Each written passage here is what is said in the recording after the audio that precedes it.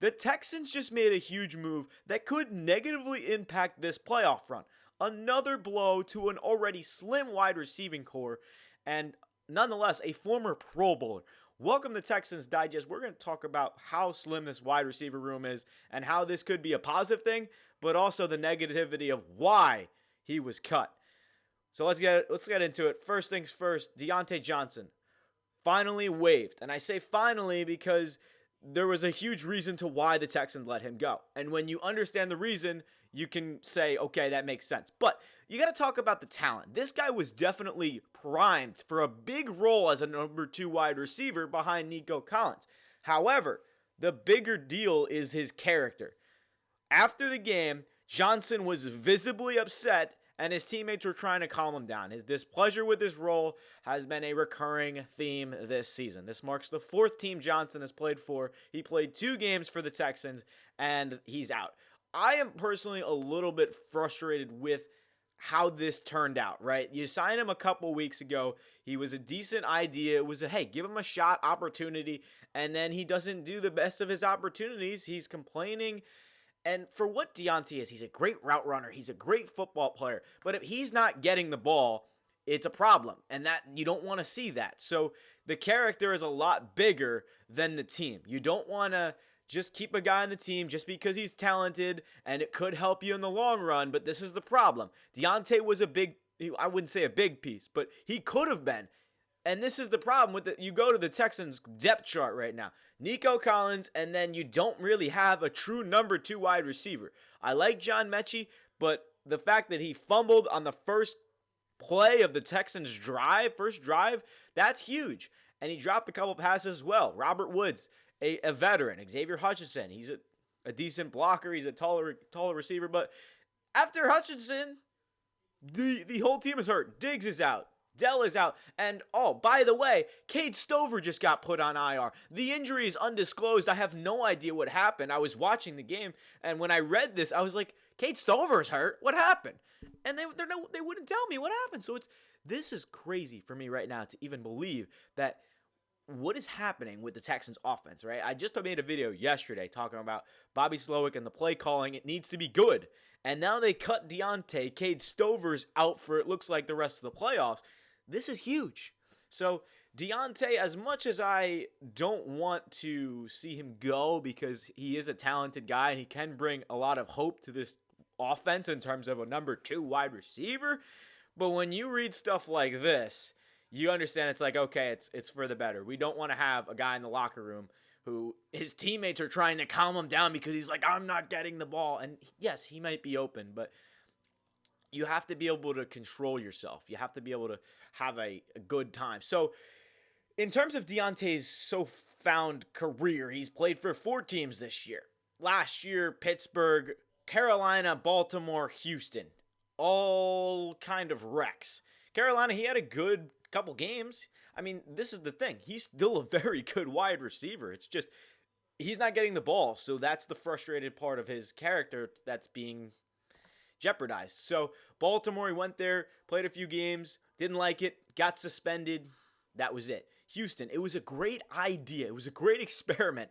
And especially when Tank Dell went down, that was when I was like, I don't know if they'll sign him. Then they did it, and it worked out, but not exactly. So I wanted it to work out so badly, but for me, Diontae is that player to where I felt like that could have amplified the Texans' run so much better. And I want to hear your guys' thoughts in the comments. But for me, I'm really a little disappointed.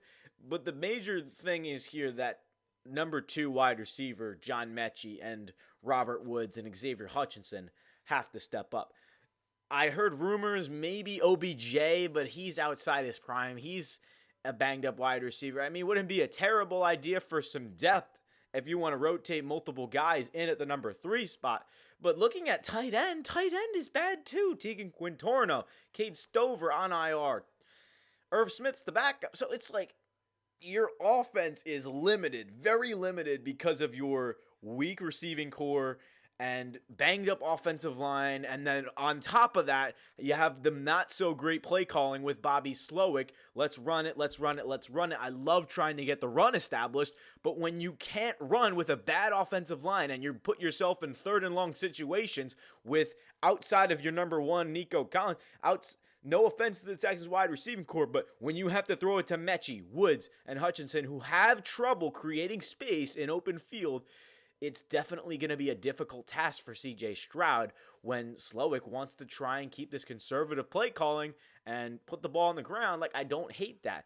But this is the problem now. So going back to the Diontae signing, or cutting signing in the span of 3 weeks, it was short-lived for Diontae, but I do think it will be better in the long run. But for right now, I would have loved to try and see them make it work. But this is a statement right here. Diontae's whining yet again.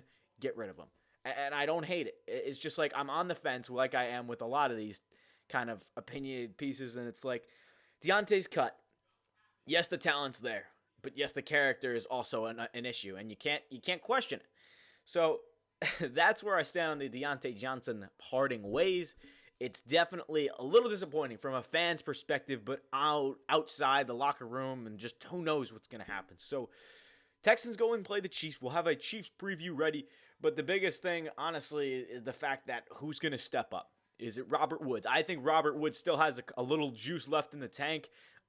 There's definitely Hutchinson has had his moments. Mechie has kind of had a slow start. But again, put in the right moments, I think all these guys can succeed. But I've seen multiple games now where Stroud has put the ball right on the money, and it either deflects off or it's thrown too hard or receivers aren't in rhythm or he catches it, he gets hit by a receiver, the ball gets flown out. So it's just those little things that kind of go a long way when it's like creating a bond and establishing a rapport with these receivers. If KC comes out doubling Nico Collins, I could see the Texans having a tough time trying to move the ball. They might try and go to the run game, but the Chiefs are going to stack the box, and this is where I'm starting to kind of panic. I wouldn't say panic, but it's on that type of freaking out. Now we have to kind of figure it out. And next year, who knows what's going to go wrong with the Texans? Stephon Diggs' contract is up. Tank Dell's supposed to be out for the whole season. It's not good. And I know we should focus on this year. We're going to talk about the Chiefs like I just said, but I can't help but stress about next year. The offensive line has been an issue. In the draft, do you go O-line? Do you trade up, maybe get Emeka Ibuka? Do you go trade for a receiver in the offseason? Do you sign Devontae? I don't know. Like, what do you do with this team? And the run game is good. I love Joe Mixon. He was a great piece, but the offensive line has not held up. Stroud is one of the most sacked quarterbacks in the league. And we put ourselves in bad situations. The Texans have played a lot of beating themselves football this year, on offense especially. Offense has been middle of the pack, but the defense is the only reason this team still has a chance to beat the Chiefs. And I know I kind of went on a little bit of a rant outside of Diontae, but the biggest thing here is Diontae is no longer. I'm not going to disagree with how things turned out, but it definitely does hurt in terms of the receiving core.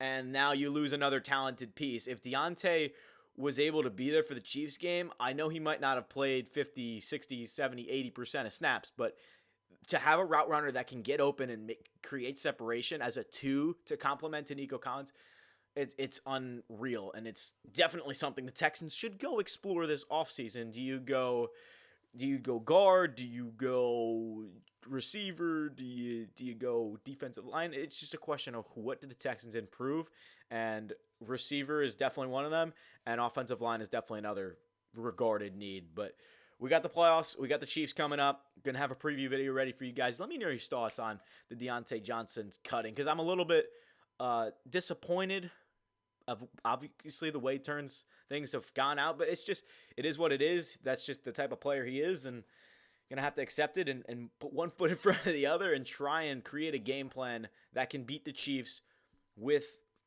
Mechie, Woods, and Hutchinson. So there you have it. Diontae Johnson, no longer a Houston Texan. His career is most likely over now that he's gone through so many different teams. The talent is there, But unfortunately, the character speaks louder than the talent. So thank you everyone so much for watching.